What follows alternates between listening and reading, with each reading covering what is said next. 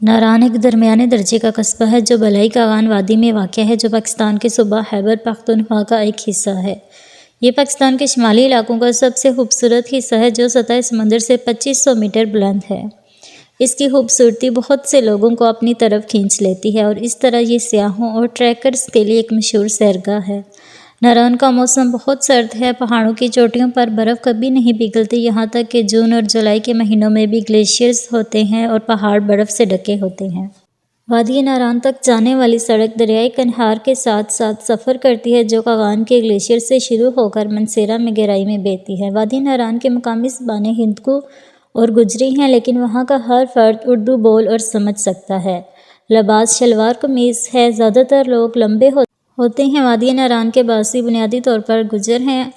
وہاں کے لوگ بہت سخی اور نیک فطرت ہیں، وہ سیاحوں کا بہت اچھے طریقے سے استقبال کرتے ہیں، ان کے ساتھ اپنے دوستوں کی طرح پیش آتے ہیں۔ ان کی آمدنی کا بڑا ذریعہ سیاح ہیں اور ان کے پیشہ میں tour guide, rest house manager, shopkeeper, restaurant workers, jeep driver, ان میں سے کچھ فصلیں اگانا بھی شامل ہیں اور کچھ وہ چراوے ہیں، لیکن ان کی ساری خوش قسمتی صرف گرمیوں کے موسم میں جمع ہو جاتی ہے، جیسا کہ سردیوں میں پورا علاقہ برف سے ڈھک جاتا ہے اور انہیں منسیرا یا کسی اور گرم جگہ پر جانا پڑتا ہے۔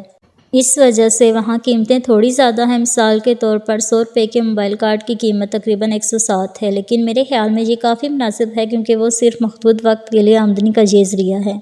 خواتین گھریلو خواتین ہیں، زیادہ تر گھر میں ہی رہتی ہیں۔ وہاں صرف ایک سرکاری پرائمری اسکول ہے جہاں کچھ مقامی بچے پڑھنے جاتے ہیں، اس کے علاوہ تعلیم کا کوئی نظام نہیں۔ زیادہ تر نوجوان اپنے باپ یا چاچا وغیرہ کے ساتھ ٹریول گائیڈ اور دکاندار کے طور پر کام کرتے ہیں۔ وادی ناران کی اہم اشیاء خشک میوہ جات اور دستکاری ہے۔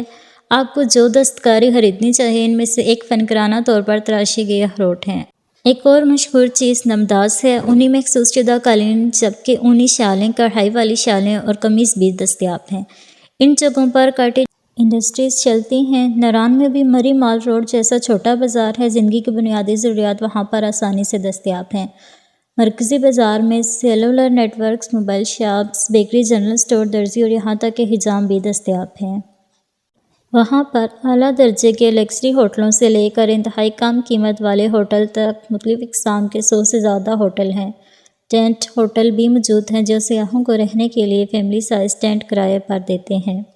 دریائے کنہار شہر میں سے گزرتا ہے، کچھ ہوٹل دریا کے کنارے واقع ہیں۔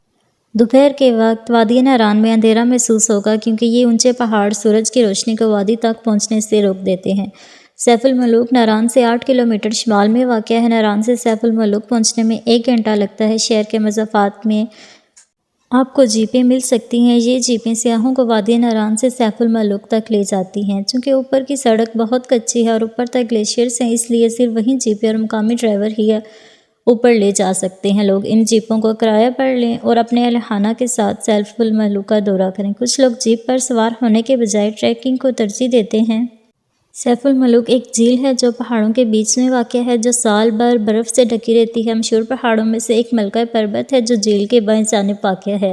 سیف الملوک کا نام ایک لوک کہانی کے نام پر رکھا گیا ہے۔ یہ فارس کے شہزادے کی کہانی ہے جسے جھیل کے کنارے پریوں کی شہزادی سے پیار ہو گیا تھا۔ جھیل کی خوبصورتی کا اثر اس حد تک ہے، لوگوں کا ماننا ہے کہ پریاں جھیل میں اترتی ہیں۔ پانی کا رنگ نیلا ہے اور یہ کرسٹل صاف ہے، کوئی فرد 30 سیکنڈ سے زیادہ اس کے نیچے پاؤں نہیں رکھ سکتا۔ وادی ناران کو پاکستان کی پریوں کی سرزمین کے طور پر دیکھا اور جانا جاتا ہے۔